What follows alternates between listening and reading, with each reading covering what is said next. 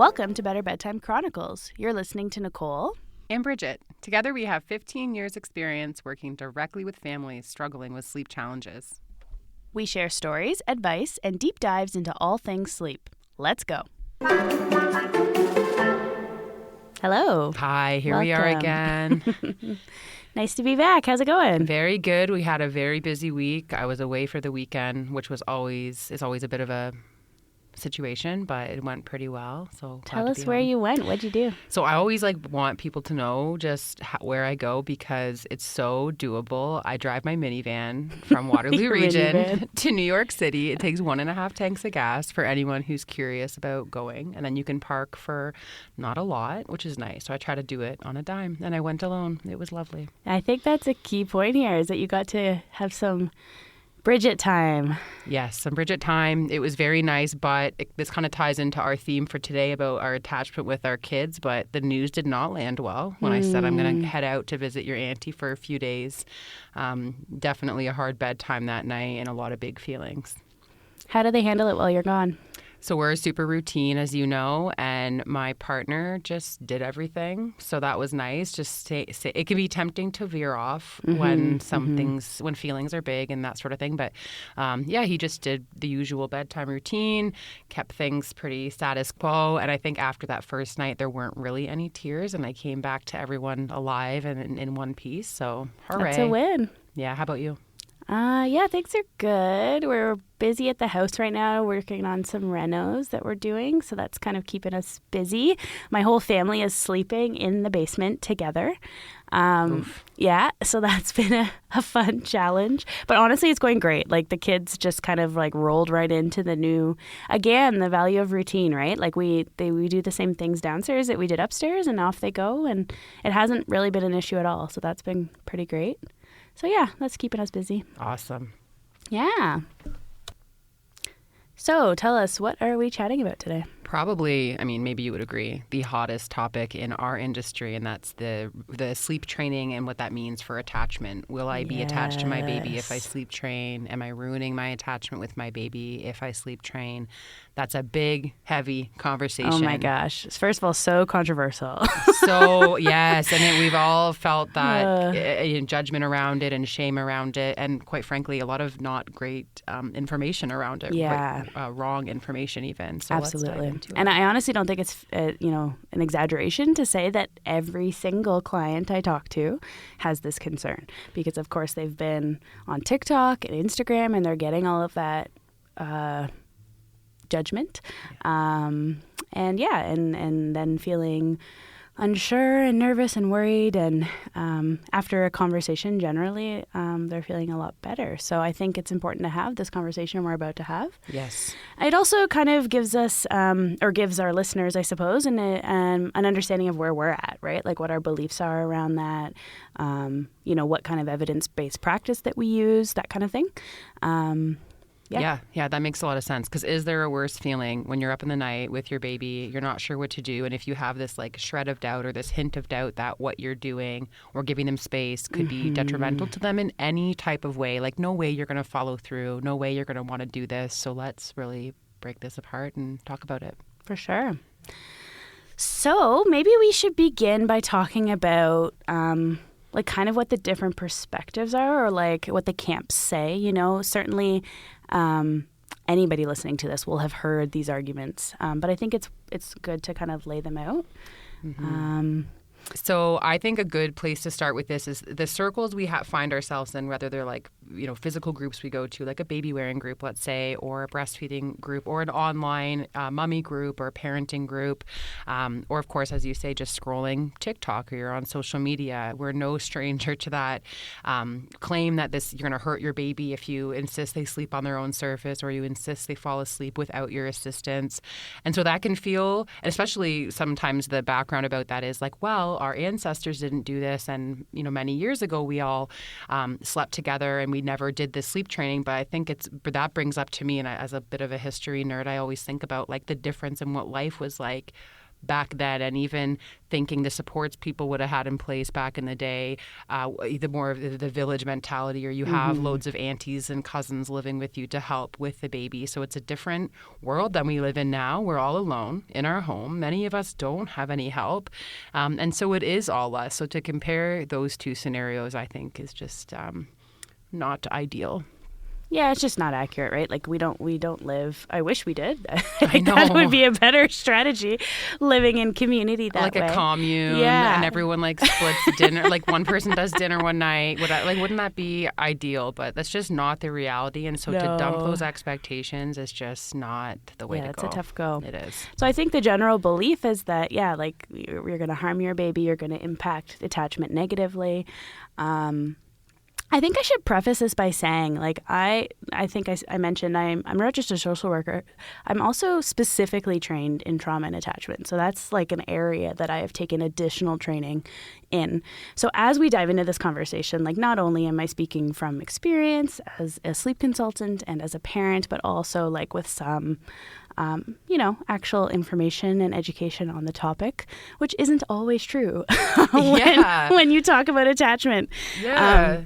Know your sources. Know where you're getting your info from. For sure. Yeah, you have a really great background, not only working with people directly, but of course, I know you're really into the education behind it and the reading about it. There was a course I took, I think it was maybe even 5 years ago already, or 4 years ago. This was through Sick Kids, called Infant Mental Health. And that was a really helpful one for me, because we really got into this whole idea of what does sleep training look like? What does it mean if we ignore our baby's cries? Which, of course, that alone is different than sleep training as a whole, a whole piece. And to me, the biggest takeaway from that particular course was you don't walk away and ignore altogether a baby under 6 months, especially.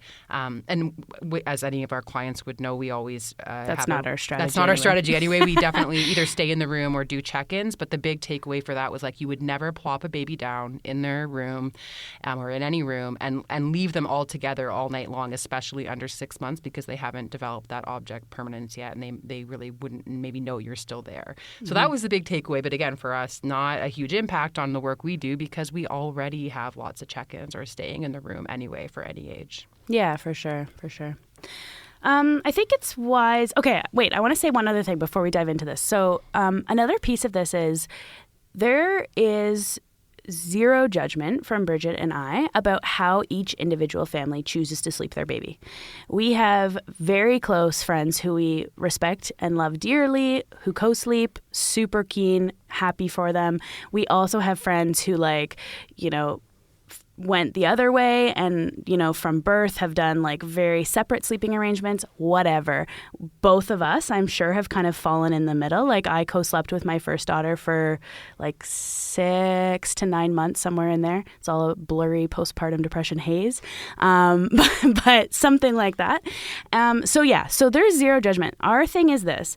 If a family is struggling, if a family needs support, if they come to us and say, I'm exhausted, my mental health is suffering, our family's health is suffering, and I need help, that's when we make these recommendations. So I would never meet somebody on a street and say like, hey, put your baby in a crib. What are you doing? I don't care at all about that.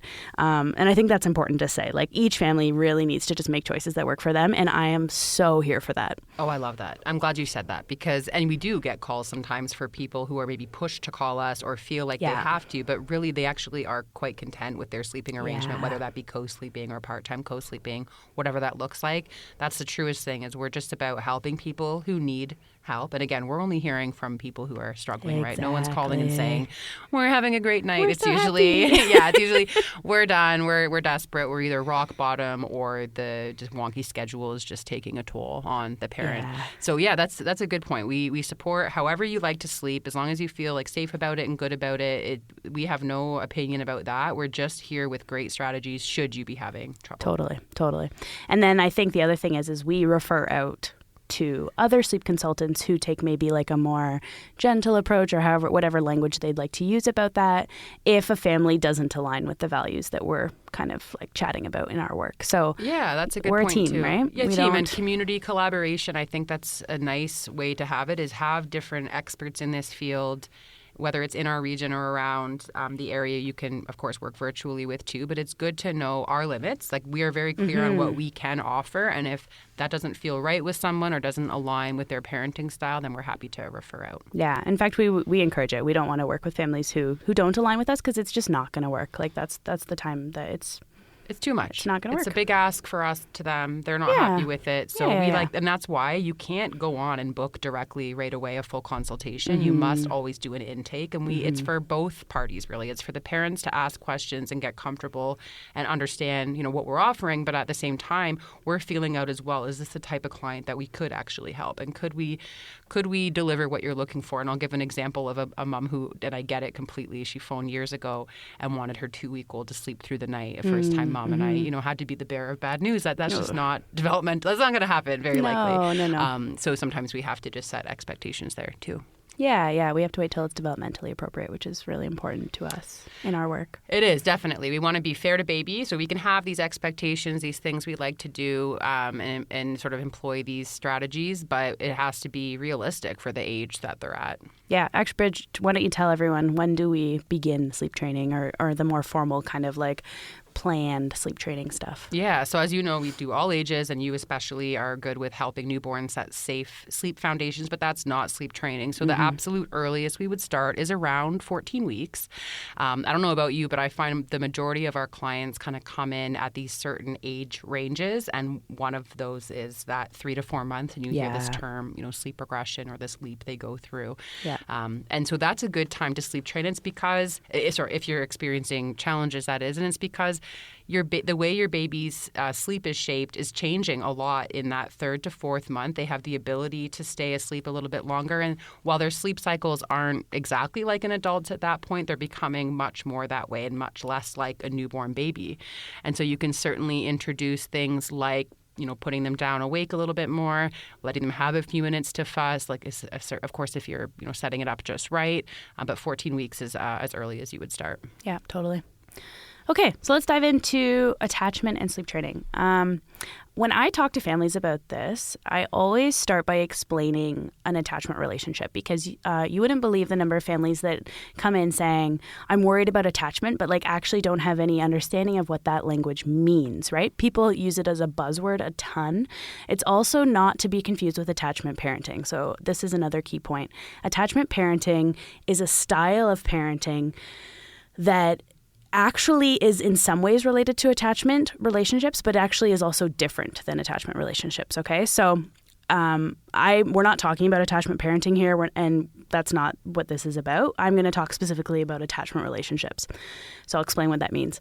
So essentially, attachment relationships are the types of relationships that babies and children form with their caregivers, their parents, the people who are the primary sources of care in the little years, and those relationships set the groundwork, the foundation for how all of their future relationships will go.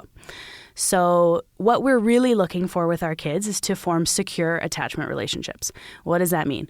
What that means is that our kids feel both safe with us. We are a stable, secure base for them to go out into the world and explore, to make mistakes, to get hurt, and then to return to us for safety and security. So this is a key thing. It's not the type of relationship where our children never get hurt. That's not what we're looking for. It's not the type of relationship where they never leave us and go to explore. And you can think of this on a very basic level with a little baby. If you go to a playgroup and you're sitting in a playgroup and your baby crawls to the middle of the playgroup to grab a toy and then crawls back to you. That's a really good example of what a secure attachment relationship looks like for a 7-month-old baby. They have the safety in your presence to be able to leave you for a moment, grab the thing they need, and then come back.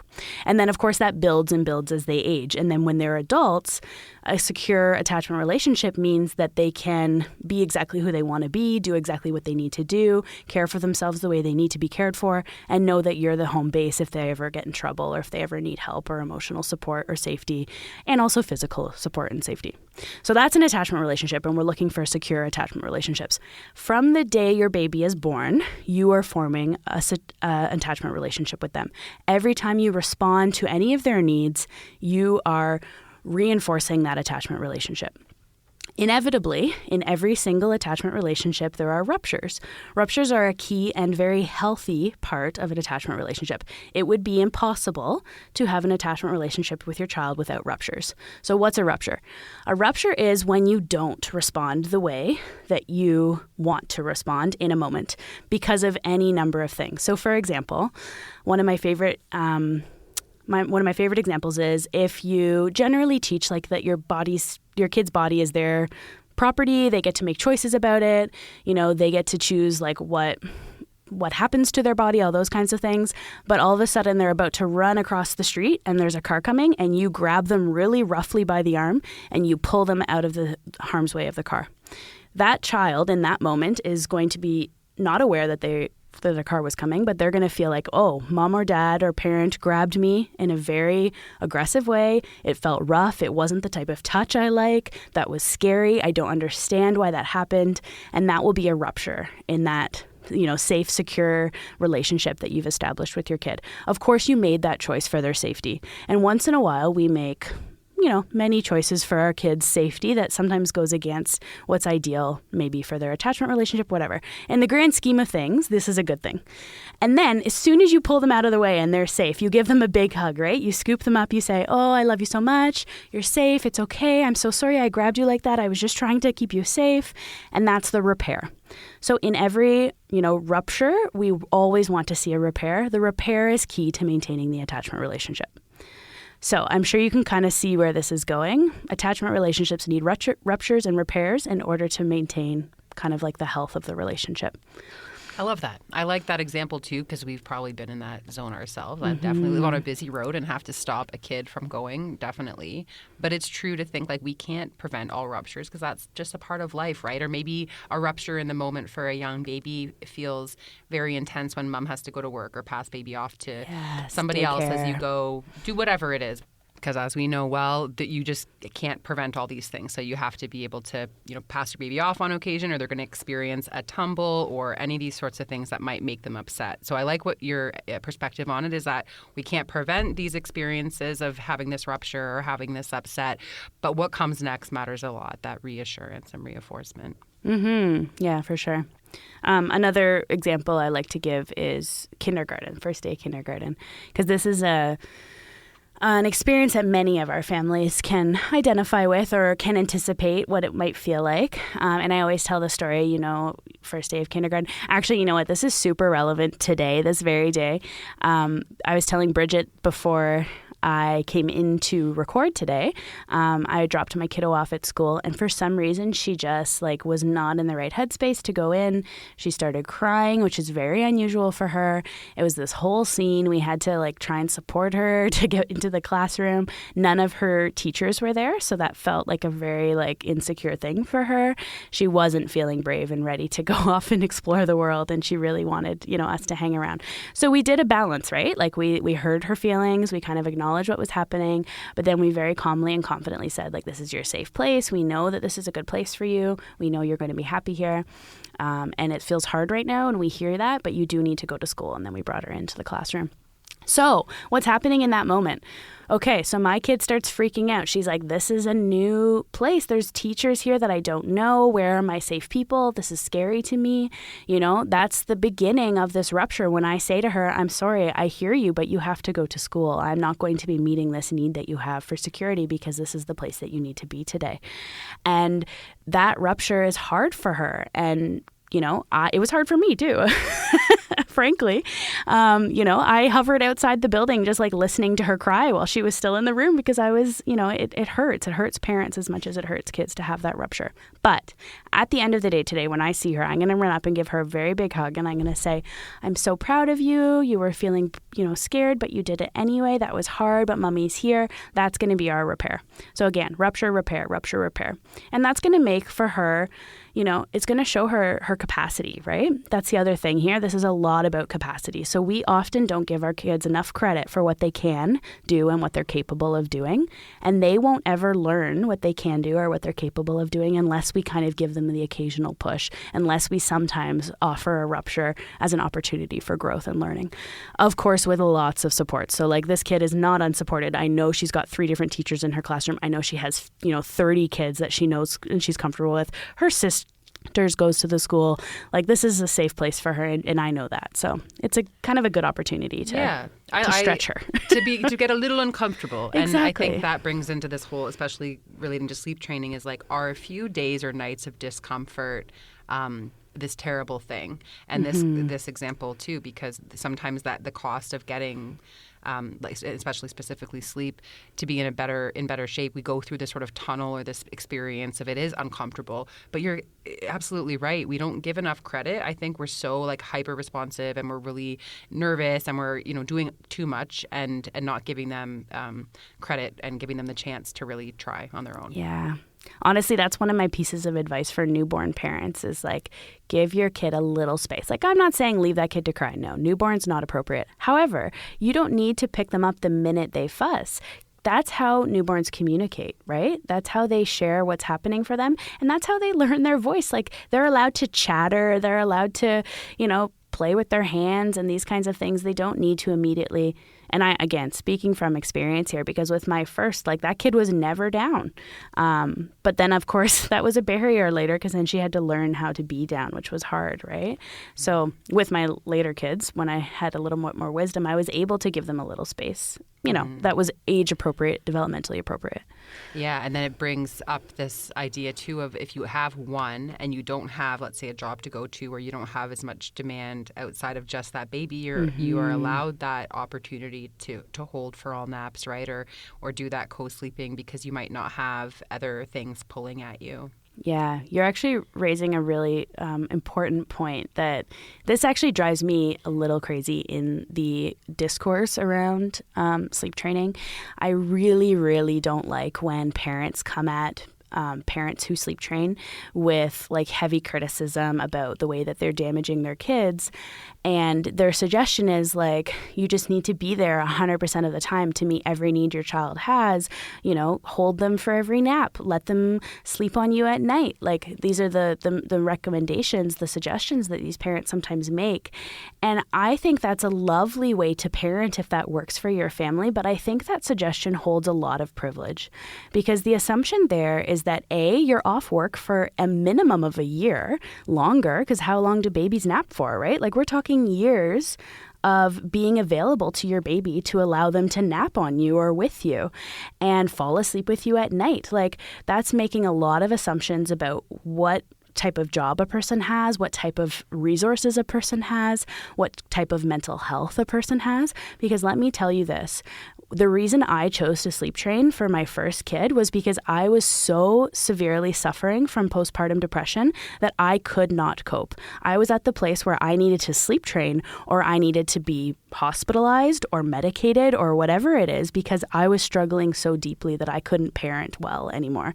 And when you get to that place and someone tells you that you're hurting your kid by making this choice, no, absolutely not. I will not stand for that. That is a privileged position to take and beautiful for that family who doesn't have those struggles. But when you do, the best thing that a person can do is prioritize their mental health needs or their work needs, their financial needs, like whatever these big things are that causes us to be in a position where sleep training becomes a viable option. That's valid. And those families deserve support and love and care in those moments and not criticism. Oh, absolutely. And we know so well now that sleep deprivation has a direct impact on mental health. And so significant. Right. And don't you think back, I certainly do with my eldest, because very similar story for me, just absolutely desperate, was about to like throw myself off the balcony if we didn't do something. And it felt like there's no, relief out there. And so I would hope for people listening to not let yourself hit rock bottom if you are experiencing sleep challenges, to try to do something sooner, because it doesn't have to be that feeling in order for you to take some sort of action. But it is frustrating when you think about the homes or the privilege that exists with people who are especially spreading this news of like, it's bad, you should instead do this. Like, that must be nice to have that option to do that all the time. Yeah, it makes me feel really sad for those families that are deeply struggling and then hearing that criticism. Like, that's not what we're here for. And it can come from in the house too. I'll share a story of a client I had. This was a lovely evening, but it was also very challenging because it's a multi-generation household, and it was the grandmother who was saying the things to the parent. And I remember the parent saying, I don't feel like myself. I know in this household, the grandma really helped with the baby all day long, so the mom could actually catch up on sleep, which sounded great, but she was expressing things like, I don't like starting my day in the afternoon. I don't feel like myself.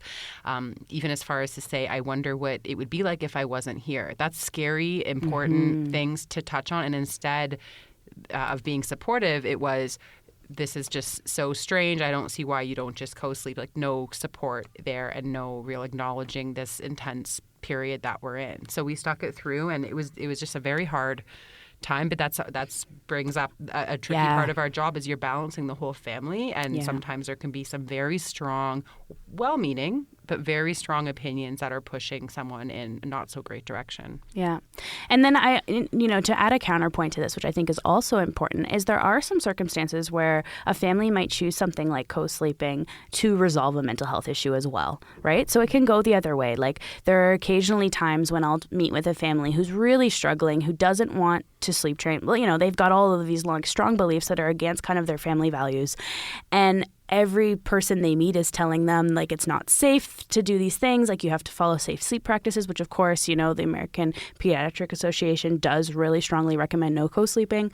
And all of the practitioners are legally required to say that. And so all of a sudden, like, this family's feeling isolated. Well, in those scenarios, sometimes like co-sleeping does resolve the mental health issues because they are able to get sleep, and then they are able to like function better during the day. So I don't want to imply that the only answer to solve like a postpartum depression struggle is sleep training. That's not what I'm saying. But sometimes it feels like it is, and sometimes it does work in that way.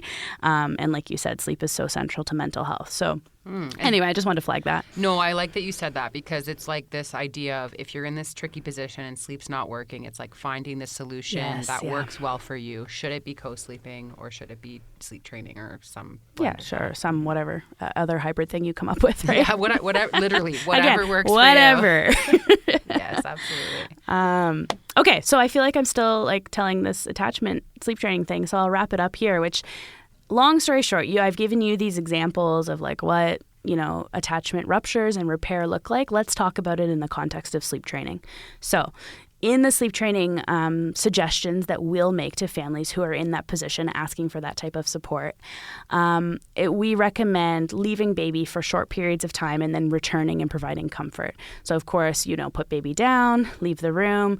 Baby fusses, chats, cries, talks, whatever, for a few minutes, and then, parents come back in. It might be something like 5 to 10 minutes of time. When they come back in, they're encouraged to support their baby however they think will be helpful. So they might sing them a song, pat them, sometimes even pick them up and cuddle them, like whatever needs they have, they meet them, and then they get out of there short and sweet. So what's happening here, of course, is another brief rupture and then a repair. Every time you enter into that room to provide that support to your baby, that's the repair.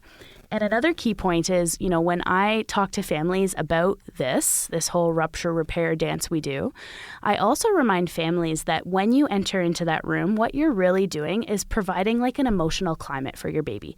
So when you go in that room, you want to be communicating to your baby with the kind of like emotional vibe you're carrying. Like, I am confident. I know this is a safe place for you. I know I'm feeling confident in my choice. I know that this is right, and I know everyone's going to be happy on the other side of this. That's the vibe you want to give off. And I would argue, oftentimes when people attempt sleep training at home before they reach out and ask for help, and then they call us and they say, we tried this already, but the baby cried for hours, and it was miserable, and everyone was crying, and I didn't know what I was doing, and I was scared, and you can tell right away that parent was not confident. They weren't feeling good. They were at their wits' end, and they tried something and it didn't feel successful. And so then everybody's freaking the hell out, right? Yeah. Like, of course that's not going to work. Yeah, you're coming in there panicked, stressed, frazzle-dazzled. So I agree. Like, even if you're not calm fake your calm. If you're only going in for 2 minutes, like gather yourself, take that moment, or if you do have a partner around, you tag in that partner. That's what I always say too. Yeah, get somebody to help you to help manage your emotions. Babies are they're so intuitive. They know. They really are. Yeah. So anyway, that's the story about attachment. The ruptures and the repairs that happen in sleep training, they're brief. They're only going to be happening for a couple nights of the hard stuff. And then things get so much better so quickly. And you're through it. You're not doing that anymore. You're not creating those ruptures around sleep. Yeah, it's like temporary discomfort. And again, you're having that repair every single time. Yeah, that's a really key part. So another thing we should chat about is the evidence. Imagine that. People like to talk about sleep training and co-sleep and blah, blah, blah, blah, blah, all of these things. And people are really worried about their impact on the kids, right? And then, of course, that fear-mongering scares families. It scares families from co-sleeping. It scares families from using, extreme cry-it-out methods. I'm using air quotes when I say that, extreme cry-it-out. Anyway, long story short, there's been lots of research on how does the sleep training method impact a child in the long term? And they've done longitudinal studies that cover 6 months, 10 months, 2 years, 6 years, 10 years after a kid's been sleep trained or not sleep trained or whatever. They've compared all of the different methods that exist for sleep training and not, I'm using that term loosely, training, but any sleep strategies or sleep methods that a family might choose. They've compared them against one another long term. Absolutely no difference between any of the methods of sleep training, any of the types. None of it has any significant impact on outcomes at all. There's no, correlations or causations. No one can conclude anything about the way that we choose to train our children to sleep or not. Long story short, what we do know is that if the families choose something that aligns with their values, that will create the best outcome. So if a family's feeling fine about the choices that they've made around sleep, that'll be great. Their kids will do well. If a family's trying to be forced into a position they don't want to take because of mental health challenges or peer pressure or social supports or financial pressures or whatever, that's when those outcomes become more challenging. That's when the kids have more long-term sleep disruption, which of course would then lead to challenges in school and meeting developmental milestones, all sorts of stuff. So really the key point here is it doesn't matter how you choose to get your kid to sleep. What does matter is that you do something that feels good to you and aligns with your values. Yeah, absolutely. Because the last thing you want is resentment about who pushed you there, or just having this deep-seated bad feelings about it. That's a heavy thing to carry. Mm-hmm. I think you wanted to touch about the whole cry it out thing. Do you want to talk about that? Yeah, these things go so closely together too, and that's a big question we get. Is this cry it out? Even when we get our inquiries or our intakes coming in, people will say, I don't want to cry it out, and they have this idea of what, in my mind, they're picturing you plop your baby in the crib and you leave them to cry all night long. So that's certainly not what we do, and we wouldn't recommend that anyway. But crying's a part of life, of course, and I would never say to someone coming in, your baby's not going to cry. That would be misleading, of course. It would be terrible for everyone to think that. Of course they're going to cry. Babies cry. I can count on maybe 2 hands how many babies I've worked with over the years that haven't, cried at all, period. But that's part of being human, sure. So what we do is we say, okay, this, and as just bringing to our point earlier, they're their own people, they're going to do their own thing, and we sometimes take too much credit or are too hard on ourselves about what our baby does or doesn't do. But let's think about what we can control and what we can't. And we can't control how long it takes them to fall asleep, how often they wake, right, or how long their nap was, sure. But we can control certain things that have a direct impact on how long a baby will cry for, how intense their cry is. And it ties into this piece about responding to your baby always with feeds, with comfort, spending time with them, right? You're a responsive parent to your baby always around the clock. And so when we think about, imagine you're diving into some kind of sleep training, you're making some changes, and your baby's upset. And an older kid, as we see, older kids as well, we work with all ages, will just tell you, Dad, get back on the floor. Mom, let me rub your ear, or like whatever the thing is, right? There are all sorts of things we see. Let me do whatever, let me pick your mole a little bit, because that's a big one too. They love to rub a mole. So these are the things they'll want to do. But a baby, of course, can't say that, so they're going to cry. And so we really focus, it always boils down to 3 factors to try to reduce the crying that goes on. And again, these are the things that we can control, which is the timing of our baby's sleep, how they're prepared for sleep. So having an effective routine, that we're connecting with our baby, having that positive time. And then the third piece, and I think this is where you touched on that really can add fuel to the fire, is how is the parent or the caregiver responding to those cries, and is it helpful or not? Are we going in with a panic attack every 5 minutes and turning the lights on, or are we going in calm and cool, reassuring, checking them over, still providing comfort, having that repair, but then ultimately letting them drift to sleep on their own? And when you're in this position where sleep is so difficult and you've tried variations of these things, it can seem really impossible, but it really does boil down to those 3 pieces. Yeah. I think another interesting point too, like these parents who are obsessed with crying, which, I mean, I don't want to minimize that, because I was there. I remember what it felt like to be terrified that my child would start to cry. And again, I think that goes hand in hand with like parenting and mental health too, right? Like it's postpartum anxiety. One of the biggest intrusive thoughts we have is that there's something wrong with our baby, something's going to happen to them, right? So that crying thing is a real fear. But parents who get really worried about that, I say to them, like, how many hours a day are you trying to get this baby to sleep and that baby is crying? Because I know for me with my first, like she cried constantly. She never stopped crying. And I was either like trying to get her to sleep or nursing her so she wasn't crying, or like, I did everything I could possibly do to stop these tears, but I couldn't. Like it wasn't successful. She was tired. That's the long story of here. But I didn't know that because I was new. And what I realize now, what I say to these families is like, I'm asking you to support your child through this learning curve of this new skill. And when you get on the other side, the crying is going to get way friggin' less. Like, that's the crazy part. They will have a baby who's been miserable for 6 months of their lives, go through sleep training, and all of a sudden their baby's happy. And they're like, oh my God, I have a happy baby. Wait, I just thought this kid was miserable. No, this kid was tired. Yeah. That's a good point. The crying gets better. It does. Temporary discomfort for like long-term gain. Absolutely. Yeah. It does hurt though. It feels, and it painful. being in homes too, especially when we spend like a partial night or a half or even a full night, and you really are reminded of that intensity. But it's so nice to know that they're gonna, they have been crying anyway. They've been having lengthy, fussy periods anyway. So why not be productive about it and try to be really intentional around how we treat all sleep, so that the crying will curb off and we'll be left with this little one who can sleep in such long stretches. Yeah. There is nothing better when you get that email from that client who's like, oh my gosh, my baby slept so long last night. She's so happy this morning. I've never seen her this happy. Like, that honestly brings tears to my eyes. It never like, gets I know. old. No, it never gets old. I could receive that email 100 times a day and I'd be happy. Yeah, it's moving, right? Because we get it too with us being busy moms with little ones ourselves. Like the sleep, if it's good or bad, whatever, it just makes such a difference in our lives. So we're just so lucky to be able to help people with this. Yeah, it really is the best thing. Okay, so since we know that sleep training does not rupture attachment or like ruin the attachment we have with our baby, Nicole, is there something that would have a negative impact on attachment? Yeah, that's a great question, because that's really what parents are worried about, right? They want to maintain a secure attachment. They don't want to fuck it up. So let's talk about the stuff that does disrupt attachment. My favorite way to look at this, and in a very common way, kind of in like the trauma and attachment literature, is to talk about ACEs. So ACEs are adverse childhood experiences.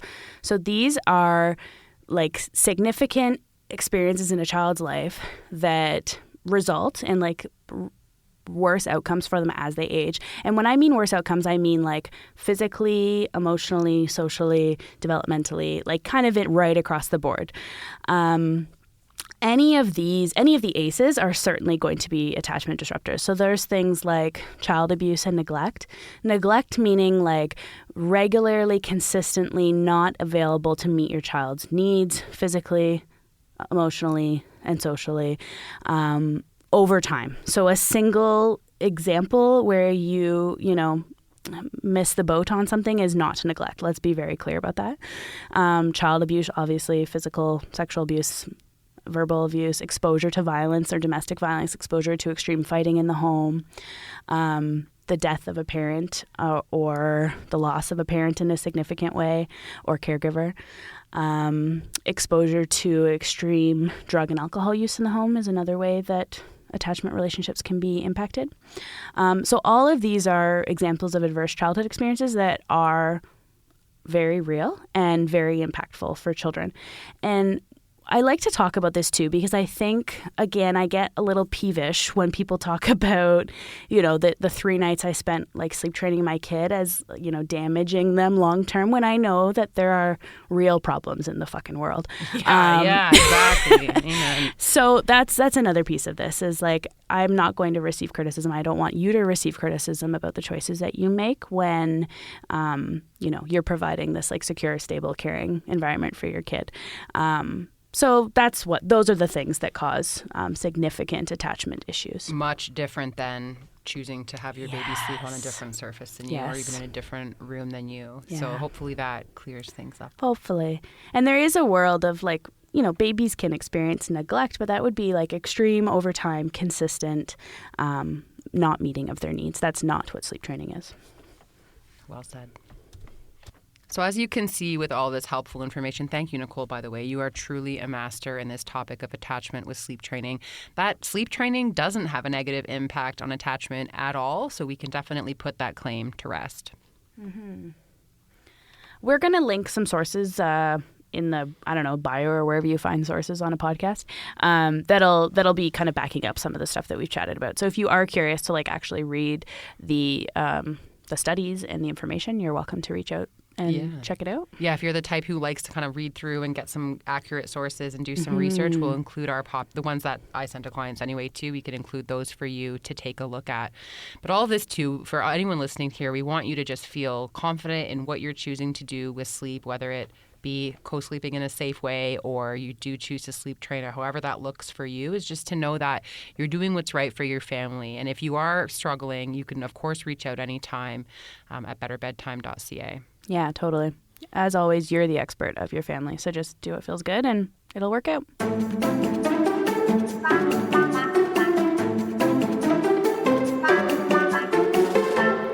Thanks for listening. Just remember, this shit is hard, but you are killing it. To stay in touch, you can find us at betterbedtime.ca.